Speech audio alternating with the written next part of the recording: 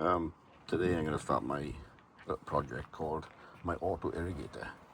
So my plants around my garden, all in various places. I'm going to put my little auto irrigator down in the corner of my shed. And so it's going to feed water automatically every day. That's the plan. So, solar panel, 12-volt battery, timer,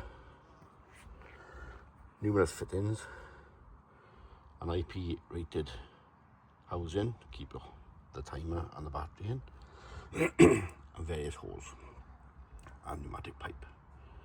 So what I'm going to do is, I'm going to trail off with a bucket of water, but in the long term I'm going to get a longer water butt, so you store more water and probably catch it off the roof of my shed. That's my plan. Let's start with mounting the timer and the battery in the box. So I got various hose pieces, T's, elbows, pneumatic fittings. I got sorry, I forgot what they're called. I got non-return valves, and then there's my 12-volt motor, which again, all this stuff, eBay. Probably just less than 200 quid or so. The most expensive parts are these bits here, these bits. Like that, all the rest is quite cheap. Let's give it a go. This is how I've done my wiring. My 12-volt battery, positive, negative. From the positive and negative end, I made some links. So you got the positive link and the negative link. My negative link goes one part to the motor, to the pump, and the other to the negative side of the timer. Positive one is also a link, so it comes to the positive side of the timer where the power goes in, and then it comes to the switch, and then the output from the switch goes back to the pump. So you can see there's the positive power in, negative power out, the switch. So this is also a positive. This is a switch back out to the pump. So after the timer set, it'll just come on and off 7 o'clock for a couple of minutes every morning. That's what I want to do. But I can demonstrate the connections work at home just by turning this over and pressing the manual button, and you hear the pump starting.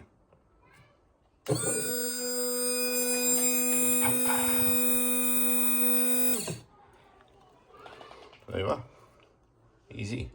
So I'm going to mount all this in the box. Let's here we go. So this is where I fit my box inside of my shed. There's a submersible pump. I'll have water butt in there, collecting water off my shed. There's a pump, pipe going to my plants over there. I'm on the back of my shed, there's my plants over there. So this is what I've done inside the box. And we can see that. Battery, timer, wiring. I'm going to fix the solar panel on the roof like this. And that's another job for tomorrow. And then hopefully I stick my manual mode there. Yeah, I can get the pump running. What I'll do next is get some water and go and give it a taster. So I've had to buy some extra bits. So I bought this collapsible box, clear box for my solar panel in. I had to buy some more fittings, and I'm going to seal up the box with this stuff called 6-inch shit adhesive. It's clear, so hopefully that's going to work. And then for all the plant pots, I put this little thing in here, which I'm going to connect all the pipes to and just adjust the drip feed for the water. Let's see how the box goes. So first test with my auto irrigator, as I call it. I'm going to do it off manual. Press the manual button. You get the pump going now in a minute. I'm using a bucket at the moment until I get a water butt. And I'm going to capture the rain water off my shed and feed it into the water butt. As you can see, there's rose bush. You can see.